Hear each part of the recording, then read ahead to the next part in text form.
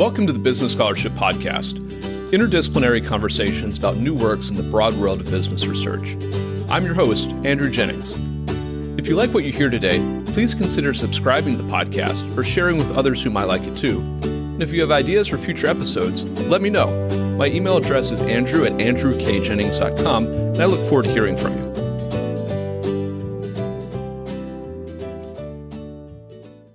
Our guests today are David Kershaw, Dean of the London School of Economics Law School, and Edmund Schuster, Associate Professor of Law, also at the London School of Economics. We'll be discussing their article, The Purposive Transformation of Corporate Law, which is forthcoming in the American Journal of Comparative Law.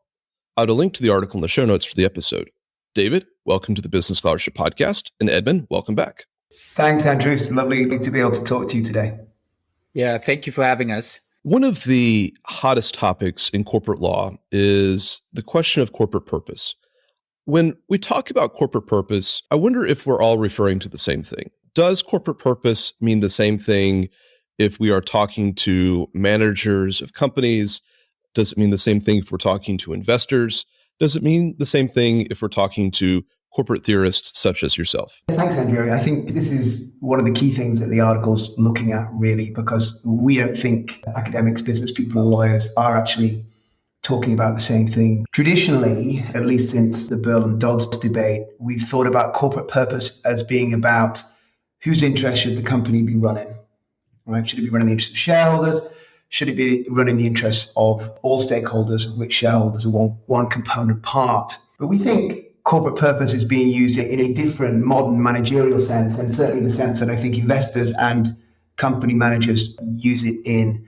And here we think purpose is about the reason for being for the company, the reason why the company exists. It's like a mission purpose, aspirational idea about why the company is here and what it contributes to society. We then think that keys into the traditional debate about corporate purpose, because in order to think about what your purpose is and how you're going to achieve and affect your purpose, you need then to think about the balance of different interests amongst your stakeholder groups who are affected by your corporate activity. So you need to adjust, if you like, your hierarchy and matrix of interests in order to serve that corporate purpose. But corporate purpose in this sense is very different than the sense in which Burl and Dodds used it, or the sense in which, say, Lucian Bebchuk at the Harvard Law School uses it today. This is Edmund. In addition to what David said, we also try to unpack in our article that there can be different levels of missions and different levels of purpose. And so we are most interested in the kind of overarching purpose that, as David said, explains why the company exists, but at the same time is concrete enough to actually act as a guiding principle for the corporation's behavior.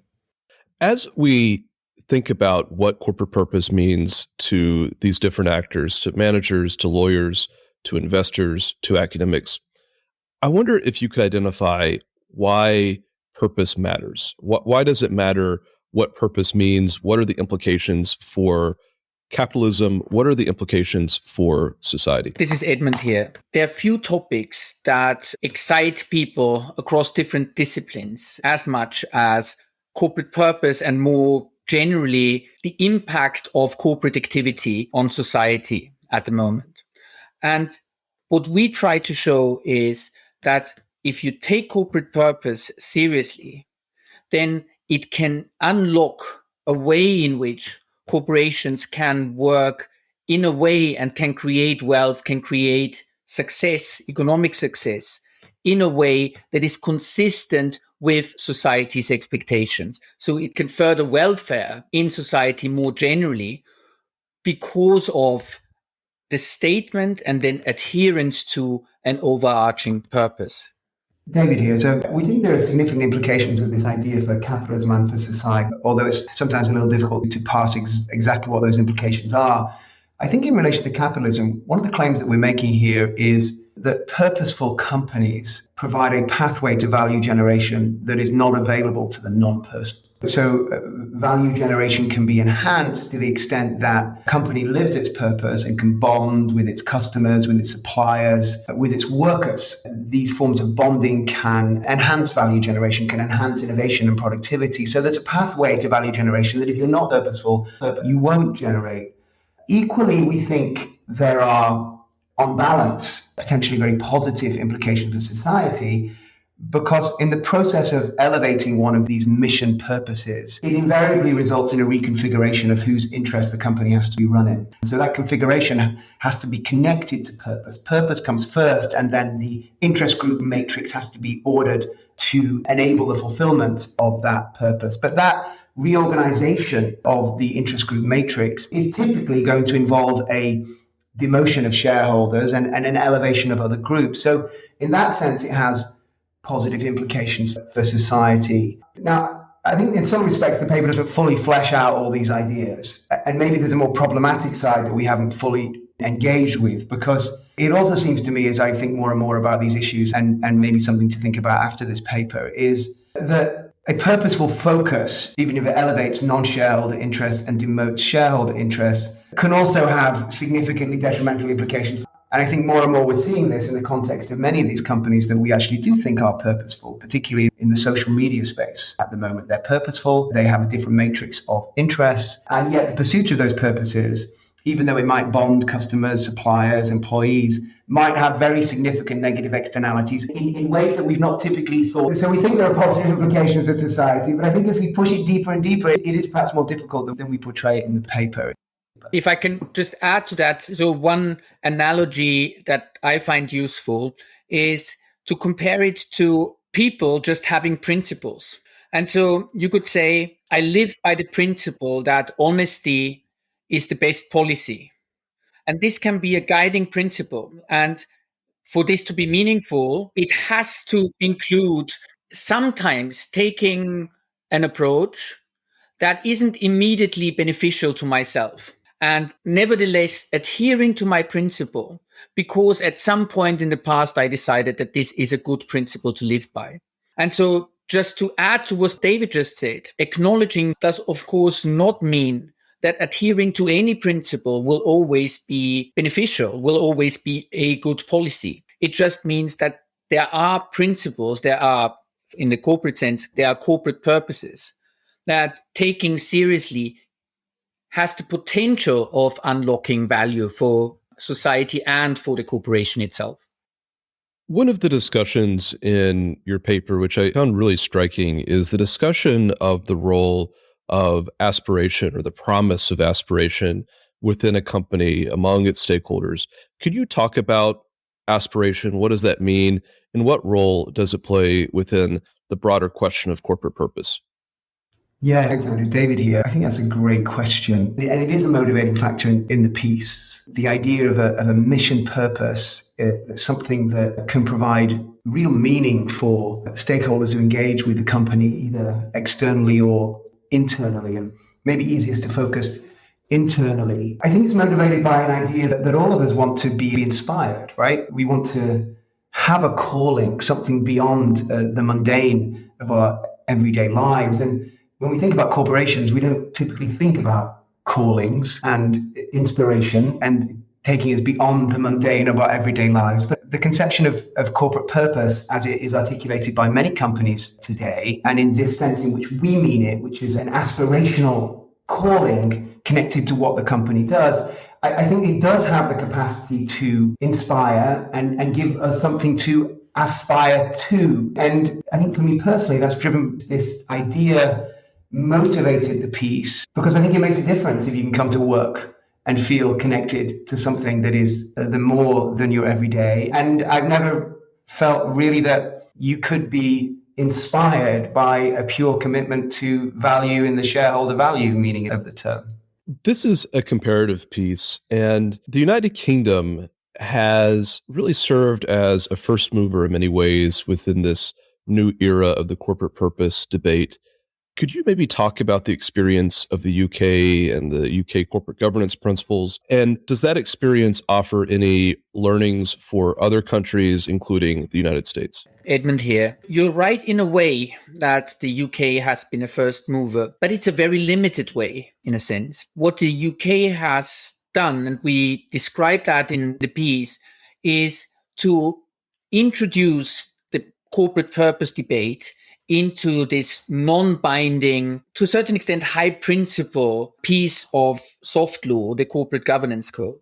And what we try to show in our piece, and we go in quite some detail here, is that in many ways, this first movement into the corporate purpose debate, because it is restricted to the corporate governance code, creates a set of tensions with mandatory corporate law in the UK. Because UK corporate law has been extremely shareholder focused in a way that is almost unique in the world, it really lays bare some of these tensions that have to exist when you, on the one hand, want to empower shareholders to immediately respond to corporate actions and to immediately enforce the company to do the shareholders' bidding. And this idea of purpose as we understand it, something meaningful, something that has a real impact on what the corporation does.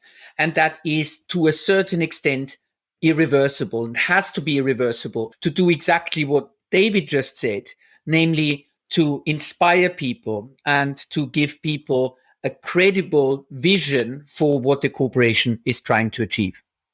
Yeah, David, and I completely agree with how Edmund has presented that. I think there's something slightly unusual and ironic in a way about the UK being the first mover in this sense, and that goes very much to what Edmund just said.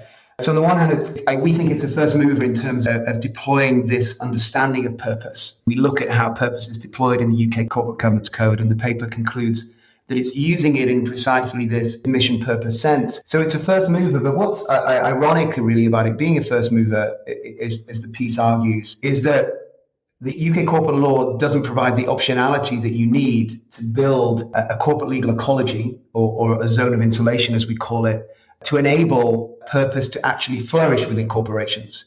So on the one hand, the UK is a first mover. On the other hand, it's the UK corporate legal ecology, legal setting doesn't enable these companies to exist in the way that other jurisdictions do. Andrew, if there's a lesson here for US corporate law, it is the benefits of its optionality. As we engage in debates about the appropriateness of staggered boards and with cause removal rights, etc., and poison pills, etc. Perhaps the lesson here is that they are extremely useful for purposeful companies. And if you want to construct a purposeful company, then you need to be able to construct a suitable, tailored legal ecology. And US corporate law allows you to do that, whereas UK corporate law does not. It's one thing for a company to state or define its purpose. There is probably a little bit of a thread where mission statements are tacked on a poster on the wall and might become invisible in the background. So I'd like to talk a little bit about the implementation of a corporate purpose or mission. I have somewhat of a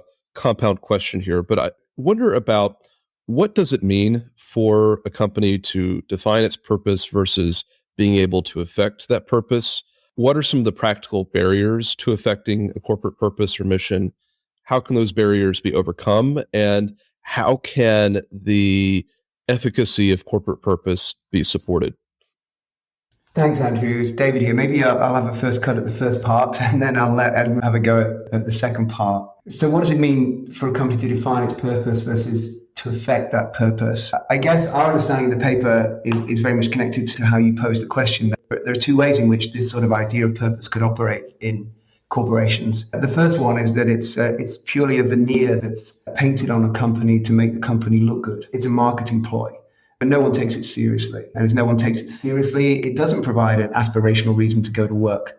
It doesn't provide an aspirational reason to be connected to that company when you buy its product or you supply components to that company. And so we are clearly not interested in the paper in that sort of deployment of purpose. We're interested in how to make purpose real, how to make purposeful companies truly purposeful, to affect that purpose, as you say. And the primary concern here is that even in companies that start out wanting to be truly purposeful with an honest commitment to that purpose, that if the interests of certain groups can be imposed on the company, can be transmitted into the boardroom of the company, then those purposive aspirations will be because no one will take them seriously, because it will be relatively clear that the interests of, say, shareholders being transmitted into the boardroom will always come first. And when there's a conflict between purpose and shareholders win, purpose isn't taken seriously, and therefore purpose is not truly implemented, and it just is purely a veneer. So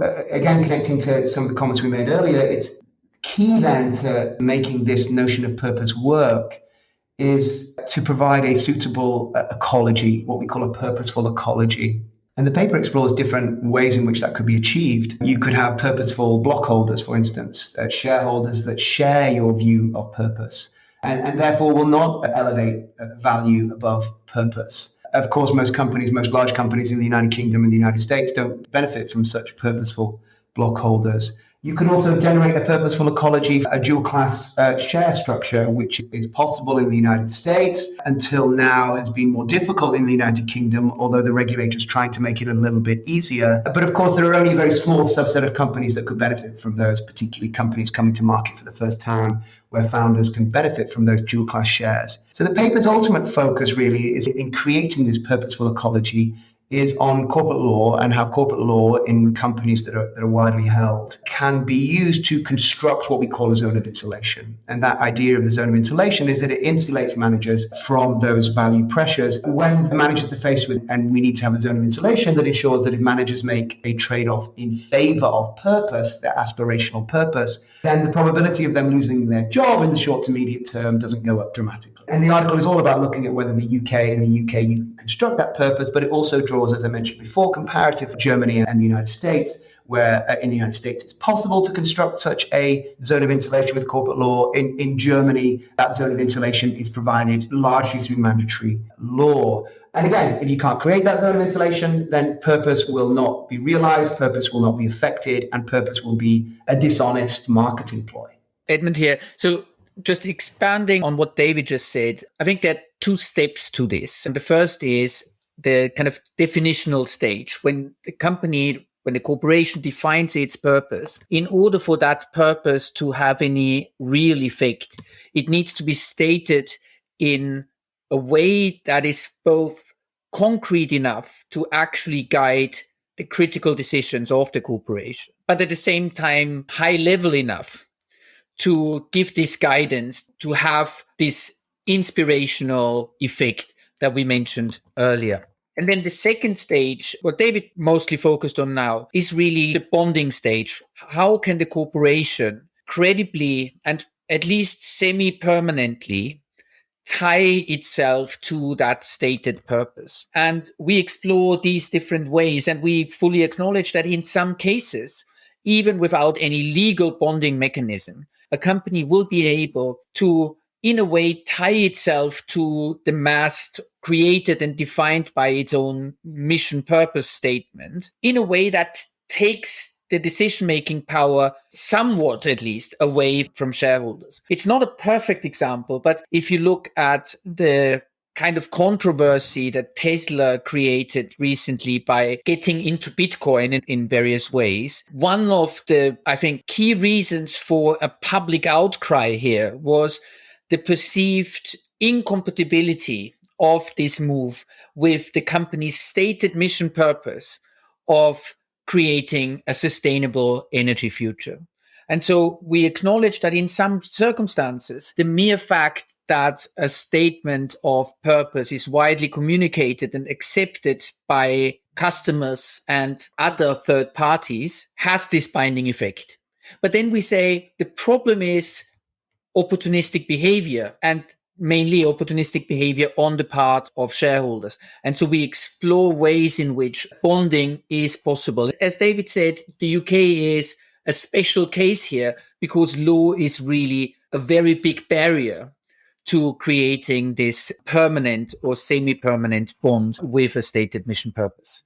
David, again, if we could just add a small couple of comments to that. I guess what we're saying in a way is that law matter because it's your backstop. It may indeed be the case that in that great example that Edmund just gave with Tesla, that reputational effects can constrain the ability of companies, managers, and directors to renege on their commitment to purpose, but only in situations when there are clear signals that you've reneged, right?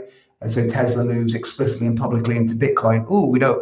There's something disconnected there, and everyone can see that. But there are many ways in which companies can move to renege on purpose that are completely invisible. And if managers and directors are subject to pressures to renege on purpose by shareholders, and they can do so in ways which are invisible, that will not trigger those reputational effects, then the likelihood is they will take them. So again, it's essential to be able to construct an ecology that ensures that managers don't feel those pressures, or at least dampens the extent to which they feel those pressures. Edmund here again. Part of your question is, how can we actually achieve that? And I think it's important to be very clear about what we don't say in the piece. We don't say each company needs, in a way, an other or society-serving purpose, and that we expect that to happen, or indeed to be necessarily desirable.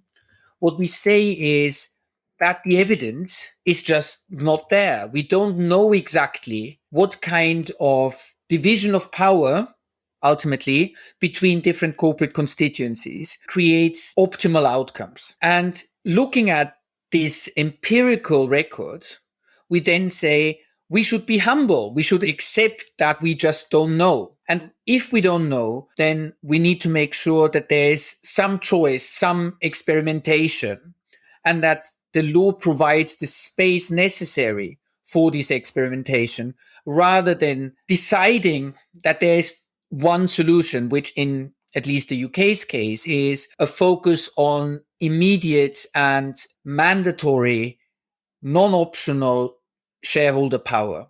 That this is the only way in which companies can be successful. I really like the way you put that, Edmund, that we should be humble, and that's exactly right. And the language we use in the paper is the language of regulatory neutrality. We look at the different theoretical positions upon whether or not you should provide information to managers and directors. We then look at the empirical evidence. And as Edmund said, we include the empirical evidence just simply doesn't tell us one way or the other. And if scholars say it does, then it really seems to represent a leap of faith in one direction or the other. It doesn't tell us what to do. Theory doesn't tell us clearly what to do. And in which case, just to repeat what Edmund said there, because I really like it, we need to be humble and we need to be regulatory neutral. Law and regulation needs to facilitate options, facilitate choices, and allow these types of companies to blossom. And exactly as Edmund said, that's what the UK does not do. Although, interestingly, and the paper explores this, going to your question about practical barriers, Andrew, interestingly, in the United Kingdom, although we say that you can't construct this type of zone of insulation, we explore ways using legal engineering in which you could do. And anyone who reads the paper will see that actually, if you push it really hard and you play with law really hard, then you can come up with some form of zone of insulation. But as a practical reality in the United Kingdom, no director manager would propose this, no leading corporate lawyer would recommend it, and no investor would accept it. So it's not available. So then the question becomes, what do we want to do about that? And that's where being humble and regulatory neutrality come in. And we think that there must be legislative change here in the United Kingdom, going towards the direction of the position in the United States that offers optionality, a menu of options for companies from which they can choose to construct a legal ecology that fits with their mission purpose. Are there any key takeaways or closing thoughts you'd like to offer listeners from this conversation or from the article? Edmund here. Just to echo my own remarks just now, I think the key takeaway from our perspective is that when designing corporate law rules, especially when these corporate law rules go to the very core of what a corporation can and should do, we should be careful in not being too prescriptive in the absence of very clear evidence. The second key takeaway, at least from my perspective, I'm originally from Austria, and so comparing approaches across jurisdictions, it's interesting to see that in some jurisdictions, such as the UK, the mere fact that something is available in principle, that it could be argued, that it could be tried, is not in itself enough to actually encourage people to experiment. That in some markets, kind of soft encouragement is needed in a way that perhaps in different corporate ecologies is not as necessary. I guess my closing remarks are very similar. Optionality is central to how we should think about the design of corporate law. But when we think about optionality, it's not good enough just to say you could do it if you tried really hard and employed some really good lawyers.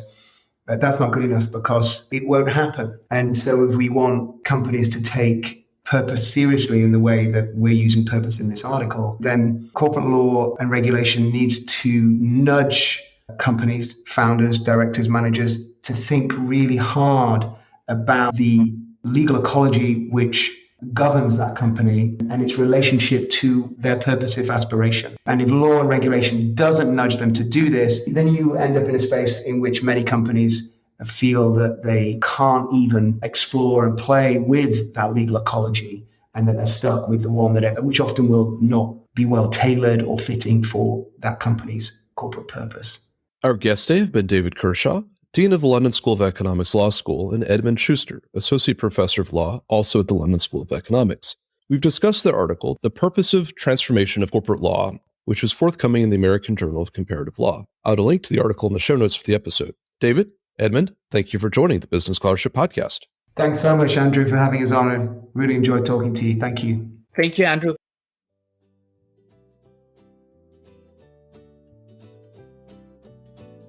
Thank you for listening to another episode of the Business Scholarship Podcast. If you like what you heard, please consider subscribing to the podcast or leaving a rating on your favorite podcast app, or let other people know about it too. If you have suggestions for future episodes, please let me know. My email address is andrew@andrewkjennings.com, and I look forward to hearing from you. Until the next time, I'm your host, Andrew Jennings.